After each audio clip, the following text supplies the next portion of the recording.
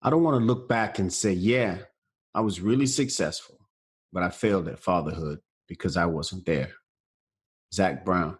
This is Dadography, a podcast with stories and insights on fatherhood from dads around the globe, dedicated to providing you with the tools and tips to become a better dad. I'm your host, Corey Wood.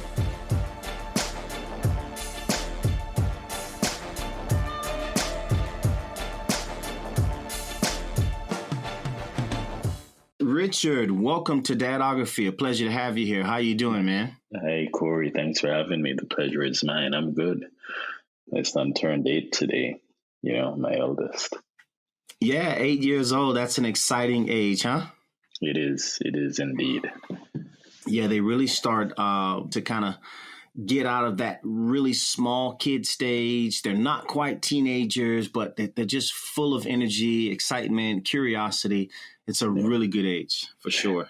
It is. It is. And I think I'm fortunate because, as you know, I have 2 boys and, because of this current scenario, they get to be so much together, bonding so much. It's actually, really fulfilling to see how much fun and love they have between each other. It's really amazing. I hear you. Well, listen, before we go too far, man, why don't you tell us a little bit about yourself and then we'll pick right up where we left off. I grew up in Jamaica. I was born and raised in Jamaica. I only left Jamaica actually when I was in 2013, December. So I was born and raised in Jamaica, and I was actually born in the rural parts of Jamaica. I was born in, what we would call country. Really? Yeah. And it's really nice. It's like my father had a farm, coffee farm and coconut farm.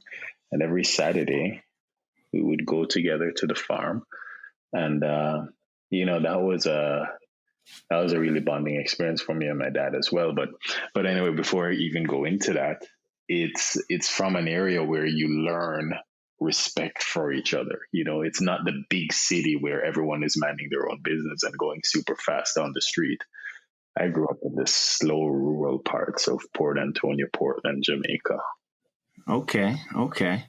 How many children do you have and what are their ages?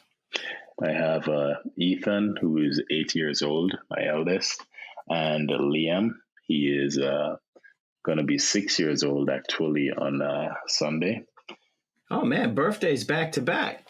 So today was totally focused on Ethan, and then come Sunday, the focus can be on Liam, and nobody feels like we share the same birthday. And you're right on that. But one thing we also are big on is sharing. So sharing this enjoyment of the day. So Liam, we try to teach him because he's the younger one, they want the attention. Anything that happens, he's like, okay, but what about me? So what we try to do is really encourage sharing. So even though, of course, the spotlight is on Ethan today, Liam feels like a couple of the presents Ethan got today are his.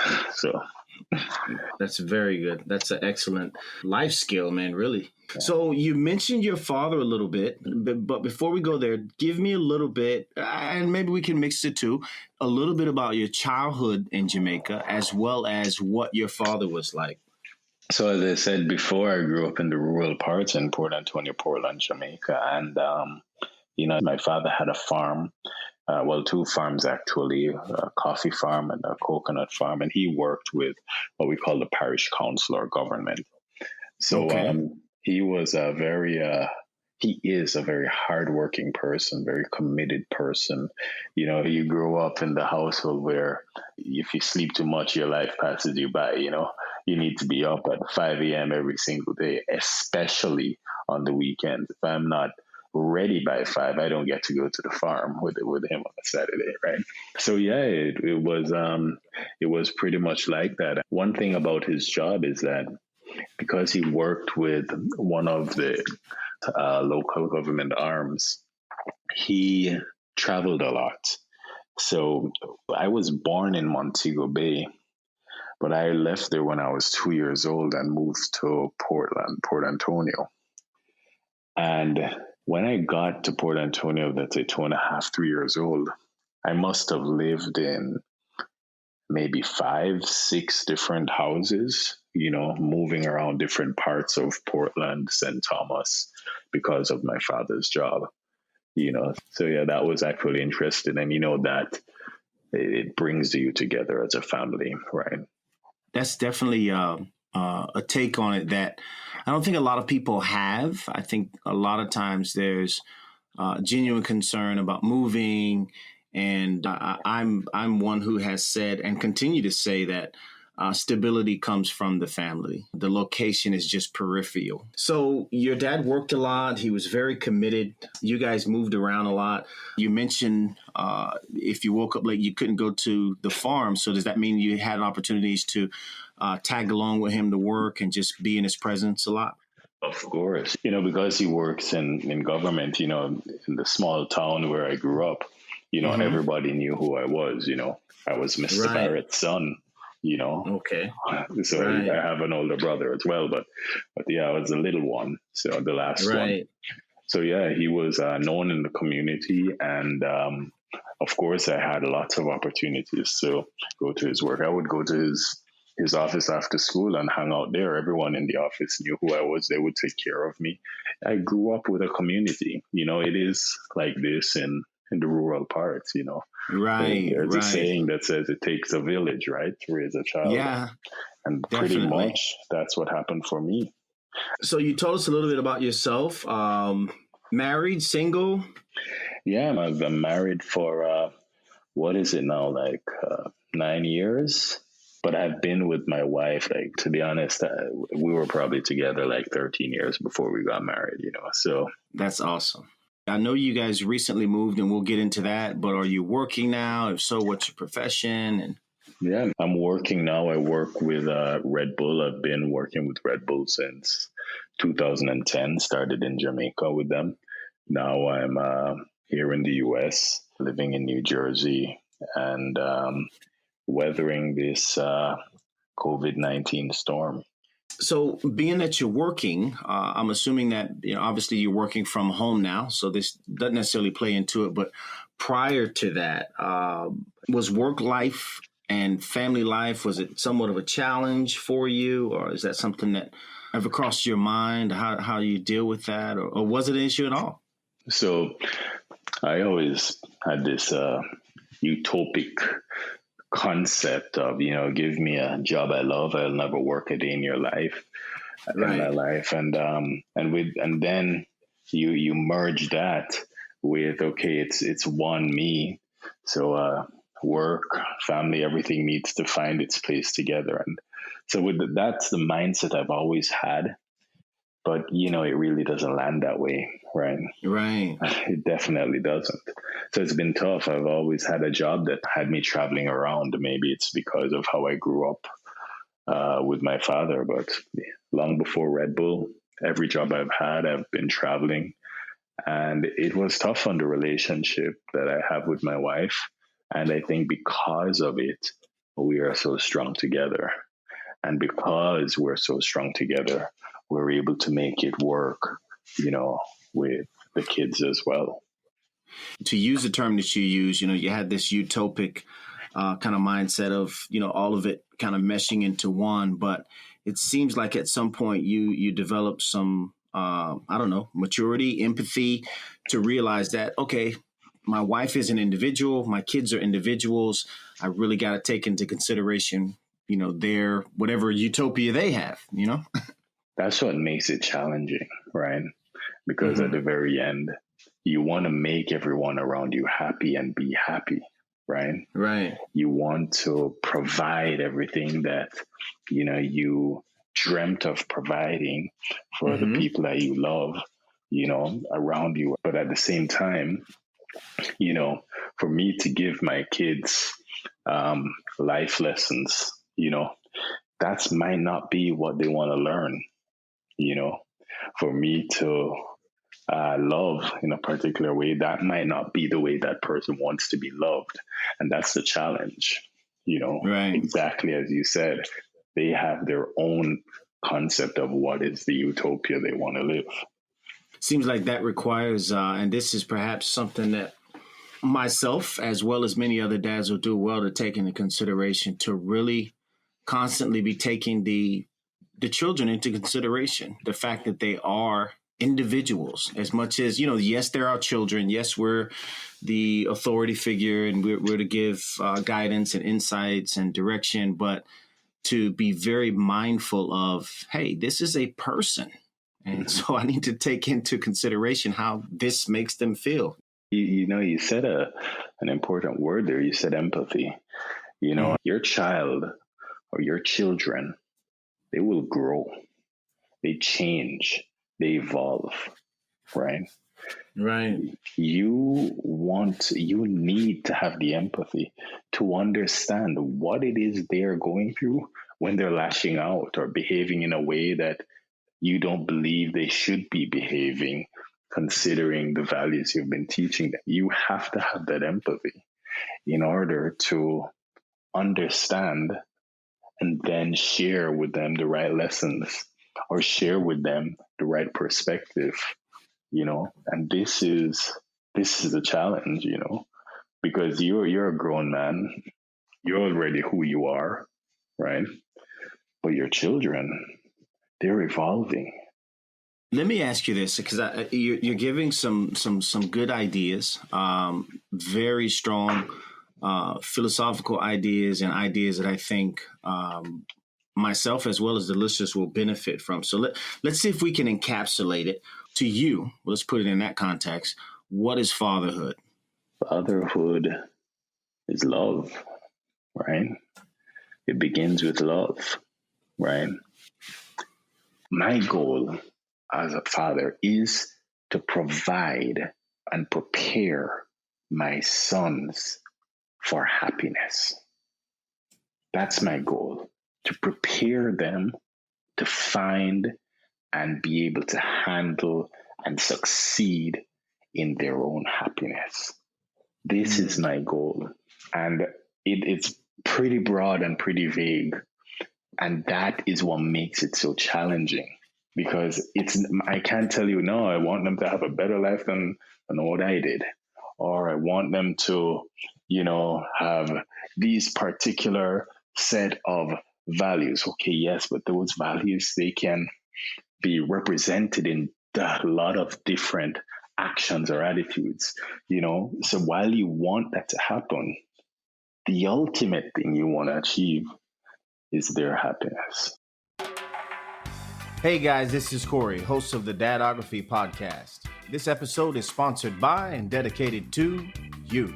Thanks for all your feedback and support. I mean that. However, if this is your first time tuning in, please be sure to subscribe. And if you've done that already and you're getting some value from our interviews with dads from around the globe, please share. Teamwork makes the dream work. Now back to the show. Yeah, I think taking into consideration, and just this is a microcosm of an example, but parents who perhaps really enjoy sports, and even their children enjoy sports, but the parent may have a very strong, maybe trying to live their life through their children. And so you're going to be an NBA basketball player. And I'm going to take you to every basketball camp. I'm going to take you to every workout. I'm going to push you in this direction till you materialize it. And in reality, maybe, just maybe, the kid wants to be a saxophone player.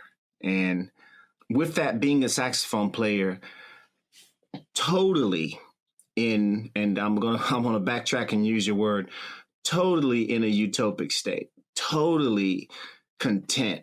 So when you say as a father that it's your goal to prepare your children for happiness, ultimately you mean help them find this avenue that makes them happy, foster it, and then support them in it. Is that a fair analysis of what you mean when you say prepare them for happiness?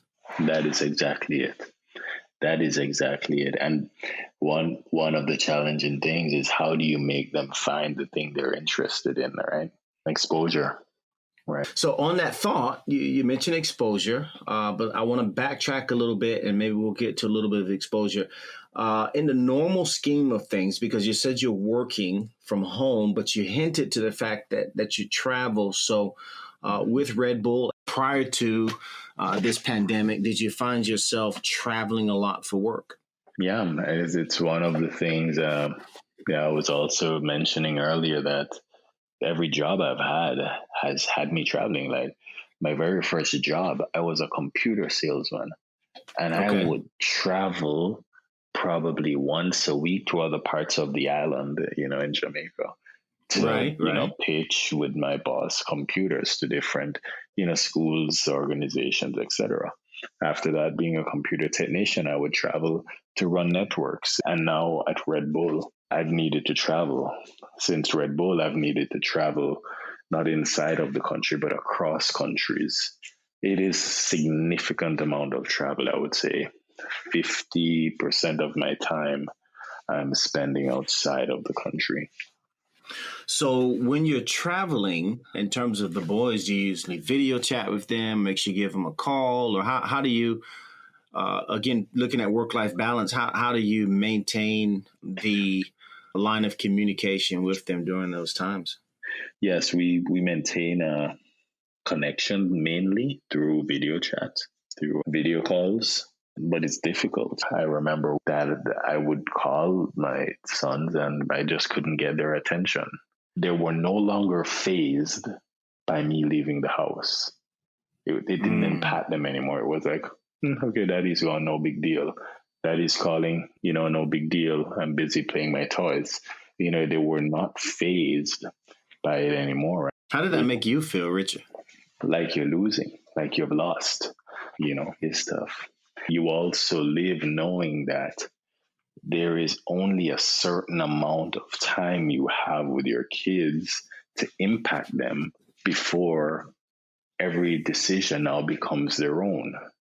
So if you don't have that impact in their life and able to, have the values or the connection with them instilled, after a while it's going to be too late.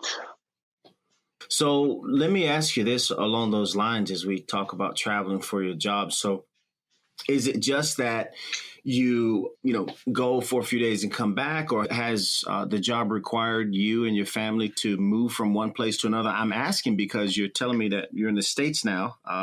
You're from Jamaica. So, I mean, have you guys as a family moved from place to place? So, yeah, we started in Jamaica, of course. The first country we went to was Colombia, living in Bogota, in the capital of the country.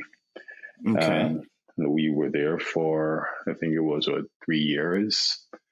Then we left Bogota and moved to Panama City, Panama. And we were there also for almost 4 years. And now we're in the US in New Jersey. So yeah, my job does move me around, but also to the first part of your question, I do also, when I travel, I have to go before I would go for weeks, for a week more on average. I'd go 1 week here, stay home 1 week, and then I'm gone the other week. Now that I'm here in the US, it's a bit easier to get around in terms of flights. So I can be gone instead of 5-6 days, I can be gone 2-3 days. Obviously, the travel is an integral part of your work. And when you're home, are you totally available to the boys, or is it generally you have to bring your work home with you and it still kind of restricts you in that sense? So let's speak prior to the current scenario, current situation with COVID. I generally try to leave work outside the house. Doesn't mean that, I won't send an email there or take a phone call here, but I generally try to leave it out the house. And for the most part, I would say I succeed at that. So sharing with dads that have a hectic work schedule, uh, would you say that this is should be at the very and obviously you can't always do it, right? But Mhm. should this be at least at the very least a goal if they have a demanding work schedule to try to leave work at work? I would definitely encourage that. And I would encourage the mindset of, we generally dads, they work because, they want to provide for their families. They want the best for their families. So what we need to keep at the forefront of our minds is that without our families, then there's no point. So we need to also give that attention to our families, having the same level of energy, attention, and focus when we get home. And it's difficult, but you have to keep trying and you have to keep that mindset at the very forefront. So when you're dead tired, you left work outside, you're home, and there's still energy inside. Daddy's home. You can't be tired daddy that wants to drop into the bed. We've discussed this prior, but it definitely is reminiscent of the fact that I believe you said that it's quality over quantity in instances where work makes extreme demands on you. So that when you are home, you've got to provide that quality because you can't do the quantity. I mean, you have to work, you have to provide, keep the lights on, keep a roof over everybody's head. But the quality then comes into play. Yeah. And that's and it gets more and more difficult how to define that quality. Right. What is it that gives the most connection? It takes effort. It takes real effort, real thought. My kids and I, we build Legos. They're really into Legos. So while we're there building Legos, I'm taking the time to show them you have to follow the instructions. You have to carefully make sure you're doing it step by step. I'm teaching them how is it you handle that frustration, because what you want is to have a complete set built at the end. But right now, you're just frustrated. So how do you manage? So no matter what it is, there are ways that you can really connect and teach your children, and it is that quality. How have you and your wife managed schooling? And I say schooling as opposed to education because I'm a vivid advocate for education being something that is ongoing, lifelong.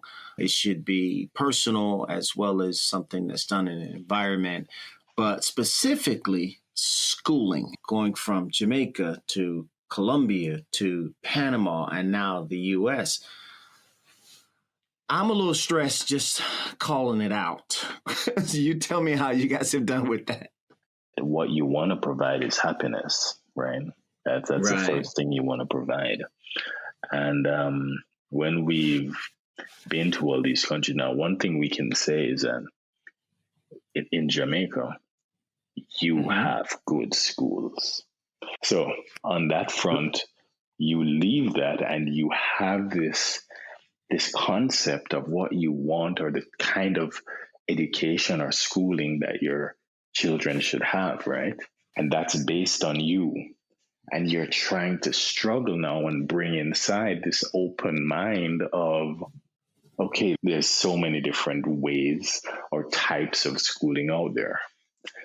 So what we've done is everywhere we go, we try to find the most rounded type of schooling, the most rounded schools, which is a bit of sports, bit of music or arts, bit of, typical academia. I think that's key. It reminds me of two things. A book that I read recently, I can't remember the name of the author, but it was called Range. And the book was emphasizing the importance of having a range of knowledge. And then just last week, I spent the week with my children reviewing the term Renaissance man, I guess to be politically correct, Renaissance person or a polymath, a person who has mastered several different areas of study. So when you talk about making sure that you find a school that's well-rounded, I think that's really important because it's amazing to see how much knowledge really overlaps. Like, you can study music, but the reality is that music has so much math involved in it and how it overlaps. And so, yeah, that's a really good thing to look for when you're looking for a school. And when we're not able to find that in a country for whatever reason, for whatever metric, geography or, even costs, at the end, what you do is you supplement. You supplement at home, you supplement with other activities, etc. But the core is exposure. I want to thank you for that insight, man. I definitely haven't put it in that exact term, but the fact that you said supplement, I think that fathers think of their kids going to school to get their education, and they don't often think about supplementing because, as you said, the system, wherever you find yourself, the system that set up the schooling, it's there. You're not going to go in there and be like, all right, guys, I want you to do it this way.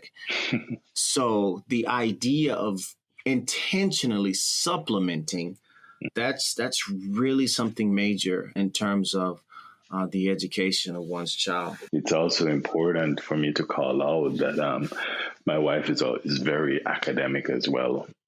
So she definitely believes, of course, the same things that we share, the same things we want for our kids. But she is so strong at driving academia or supplementing, the level of academia that she expects for them to have. That's good. In my case, I know that I one of the things that probably as much as you pursue for your children to be happy, I try to get my kids to fall in love with learning. I think if I could just get them to love it, right?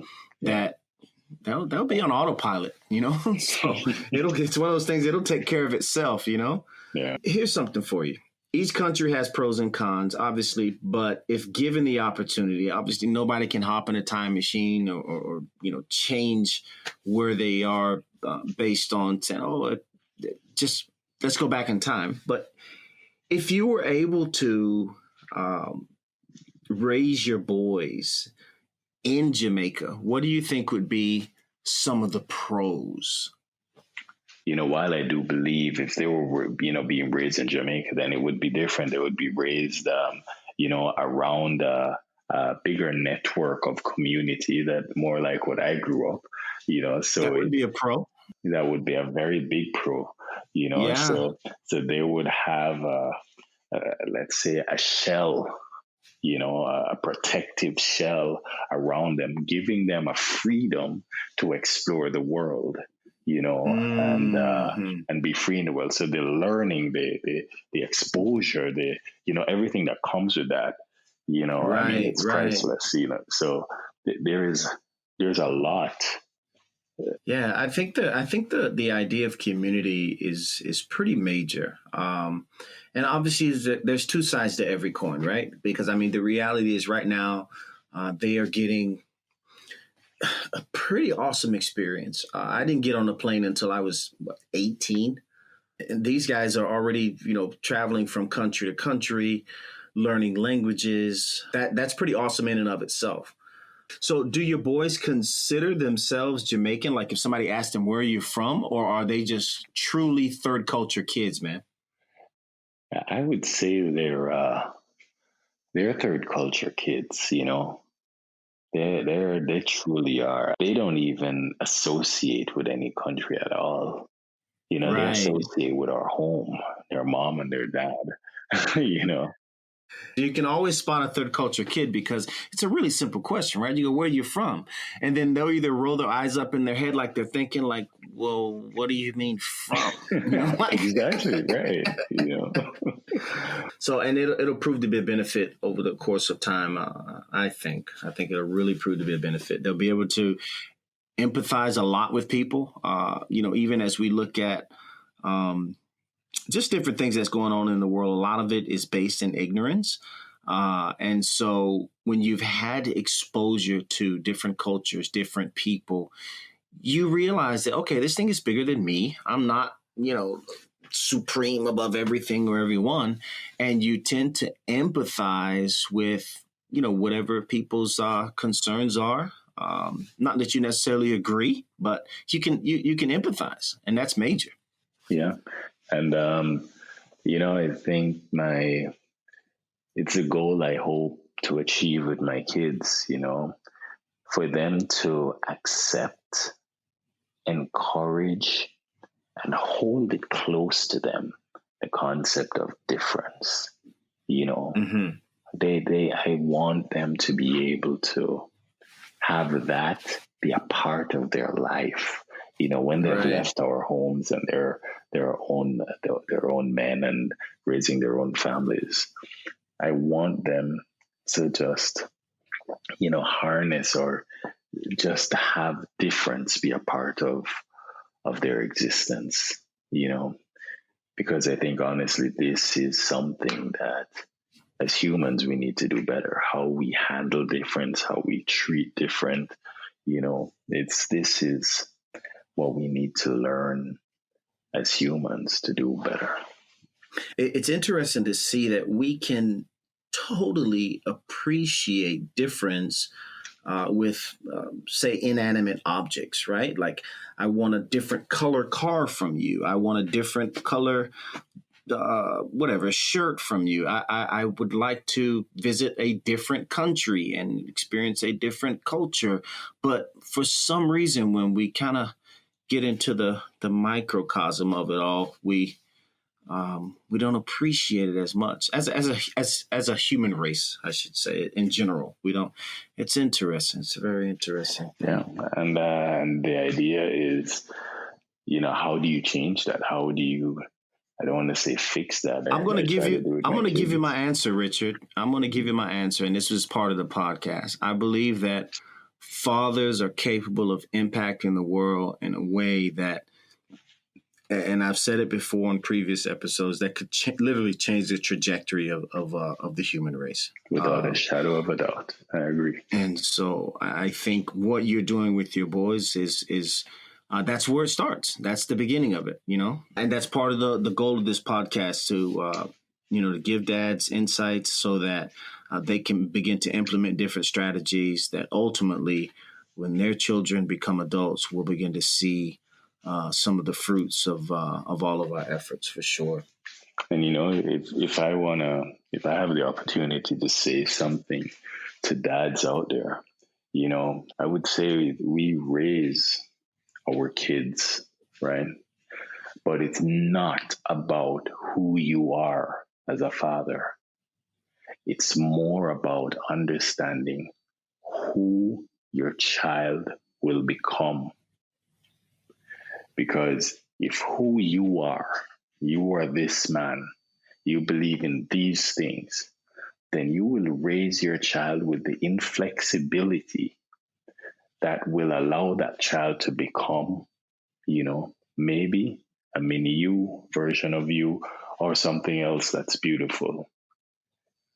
But if you leave that child or you don't, let's say, box the mind of that child into that narrow scope and you leave that child to flourish, it's so much more likely that happiness will be found without any risk of missing the values that, as a father, you need to instill in your children.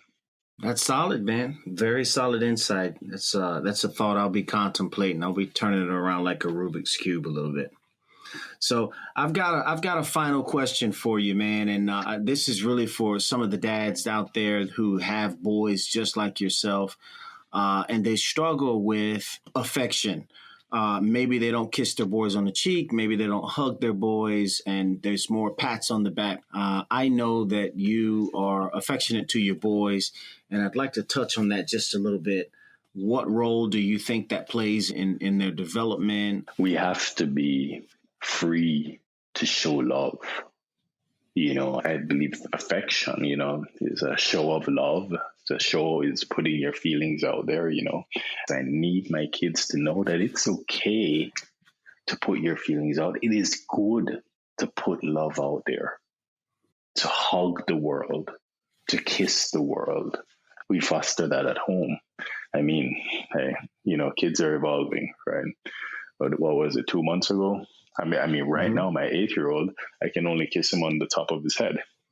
That's what he wants. That's cool with me, Yeah. But we'll never stop hugging, because we know that's so important. And what do you do with that affection? What it does, it's sharing with your kids that they're safe, that love is there, that this is home, this is where you belong. There is so many things, engrossed in that sharing of affection, outside of just what you want to teach them to be okay with giving to the world. Well, I'll tell you what, that's some pretty solid advice. To all our listeners out there, I hope you've enjoyed this show. This has been Richard Barrett on Dadography. Thank you so much for coming on to the show today. I really appreciate you sharing with us, carving out the time to speak to dads all over the world and share with them some insights from a Jamaican father. We appreciate you, man. Today's fatherhood insight comes from Richard Barrett, a Jamaican father of 2. He suggests 2 things. 1, keep in mind you're preparing your child for happiness. And 2, leave work at work. We hope you've enjoyed this episode of the Dadography podcast. Thanks very much for listening. I would, however, like to invite you to be a part of the show.